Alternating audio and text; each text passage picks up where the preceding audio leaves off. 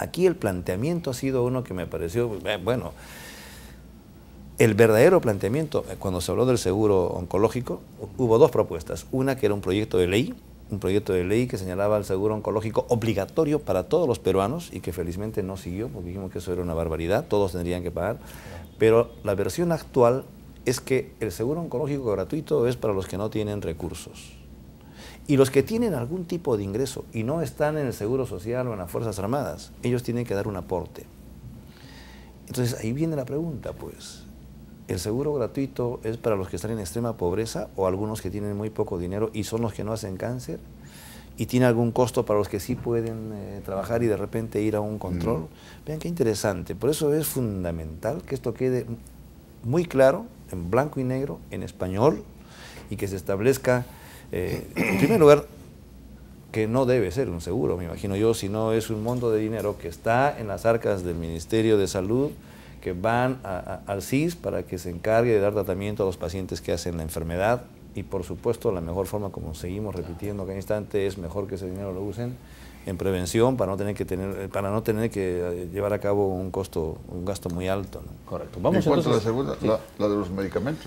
Sí, pues lo que dijimos, la industria farmacéutica, la industria peruana en realidad todavía no está en condiciones de poder elaborar el grueso de medicamentos. Hay muchos fármacos que sí se sintetizan aquí, algunos de ellos, y otros se traen como materia prima.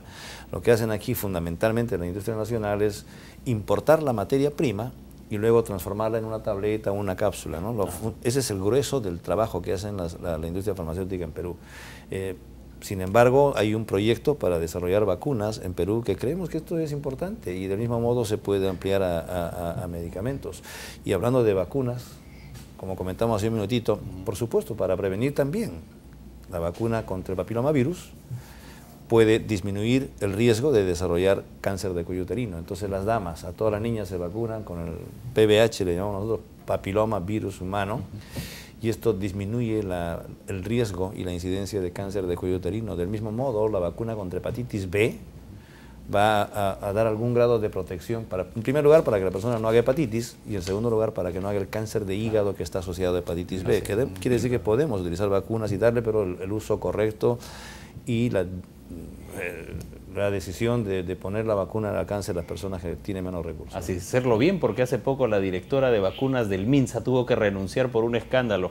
Pero vamos a escuchar al soberano, al ciudadano, para que ingrese con sus comunicaciones. Le vamos a dar la bienvenida, amigos televidentes, para la respuesta frente a la pregunta planteada. ¿Cree usted que el seguro oncológico será una realidad? Buenas noches, bienvenido. Buenas noches, señor Romero. Amigo, bienvenido. Muchas gracias. Muy interesante la conferencia que ustedes están dando. Efectivamente, el tema de ecológico es un proyecto muy humanitario, muy fraterno, muy solidario, pero no se vive, como dicen, de esperanza, sino de buenas intenciones, sino de realidades. Entonces, aquí lo que interesa es el presupuesto ante todo.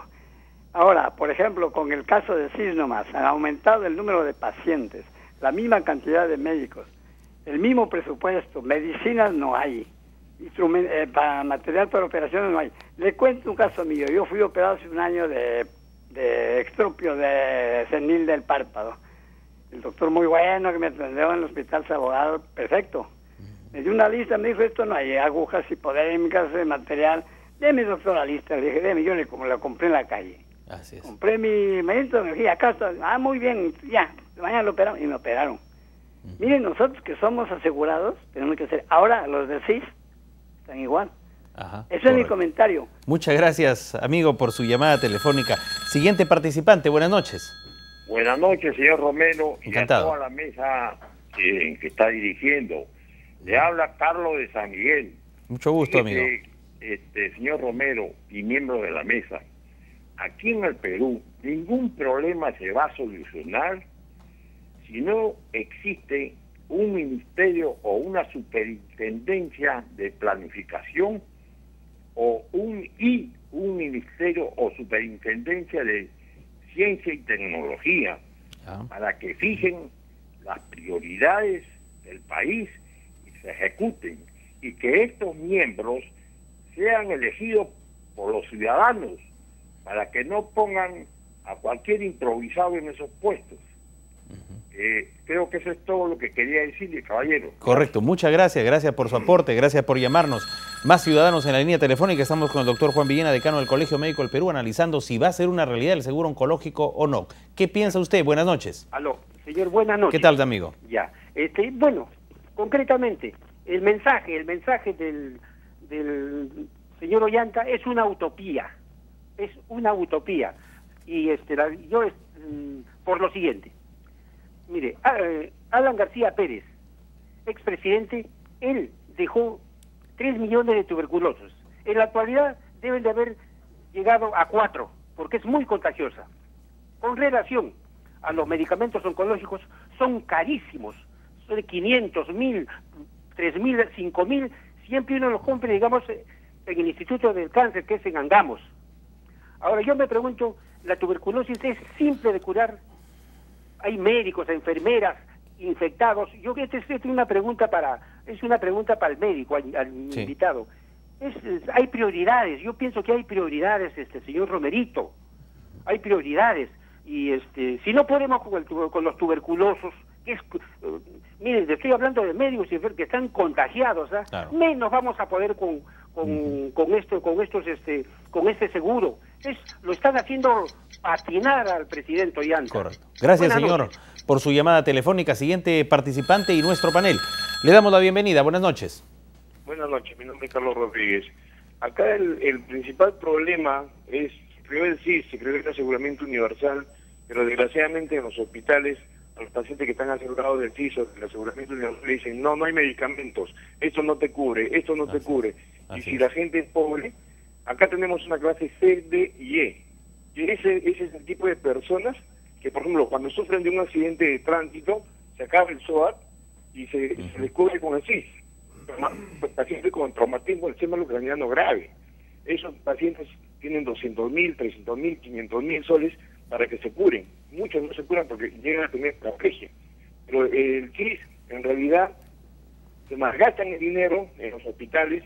¿Por qué? Porque hay una oficina del seguro, en el MINSA, es el que dice que le da la plata al Hospital Nacional, pero sin embargo usted ve el tarifario MINSA que la señora Pilar Macetti en el gobierno del señor Toledo lo trajo de Estados Unidos y lo adecuó acá en el Perú, ese tarifario americano totalmente que vulnera los derechos de los pacientes.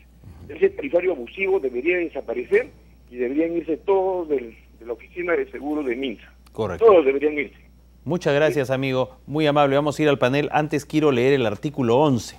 Hace un momento vimos el 9 de la Constitución. El artículo 11 de la Constitución dice: el Estado garantiza el libre acceso a prestaciones de salud y a pensiones a través de entidades públicas, privadas o mixtas. Supervisa asimismo su eficaz funcionamiento. Pero tiene razón el amigo. SOAT.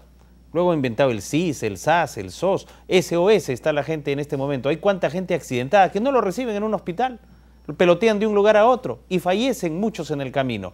Vamos con las preguntas. Pepe Rocha. Gracias, Rafael. Doctor, hay otro tema que me gustaría que usted me explique.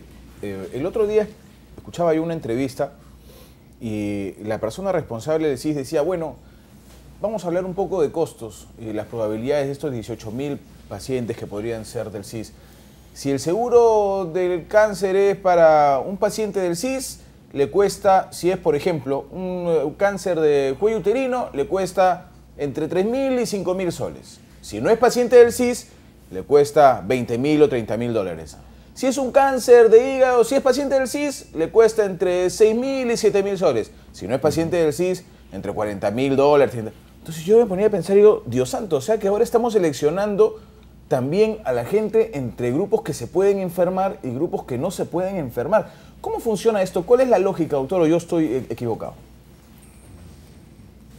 ¿Cuál lógica? No tiene ningún sentido, ¿no? El tratamiento es el mismo, es el costo del tratamiento. Claro. El costo del tratamiento es el mismo. No puede ser más caro o más barato. Lo que pasa es que si me dicen, doctor, es que como usted tiene un seguro, si yo tengo un seguro y pago mi prima, mi seguro privado, y hago una suma total de lo que he invertido, de lo que yo he gastado, lo que fuere, termina siendo ese mi gasto, el mío, personal, ¿no es cierto? El de la cobertura del seguro cualquiera. Pero el costo del tratamiento lo asume la aseguradora, pues, porque la aseguradora, ¿no es cierto?, va a tener que pagar todo el costo de tratamiento. ¿Cuánto aporté personalmente? Por ejemplo, dependiendo del tipo de seguro, si es un seguro privado, de repente 1.000 soles al año, no sé, muy bien, pero 1.000 soles por cada persona. Entonces, si somos 100 los asegurados, son 100.000, y si somos 1.000, es 1.000.000, ¿no es cierto?, el aporte. Y lo que gastó la aseguradora, dependiendo del número que hemos seguido, los que hemos desarrollado el cáncer, decíamos, si son 50.000, qué sé yo, multiplicamos por los 3 o 4 que desarrollaron cáncer de ese grupo etario, porque depende del grupo que estamos hablando para poder establecer. Entonces uno tiene que establecer cuál es el monto que percibe la empresa aseguradora en total en grupos etarios y cuánto es lo que va a gastar para darle tratamiento. Ese es el concepto. Y entonces, como ahí me dicen lo que va a costar, hablando prácticamente, objetivamente, de un paciente de A o de B, yo digo, un momentito, el costo del tratamiento, el costo es el mismo. Lo que pasa es que mucho dependerá de la modalidad en la que yo estoy generando los recursos para tenerlos en una aseguradora privada, en una empresa que no tenga, en tercer lugar, una ganancia importante. ¿Y tiene que ver con el tipo de medicamento que recibe un paciente del otro? Pero eso está perfecto, pues ese es el otro concepto.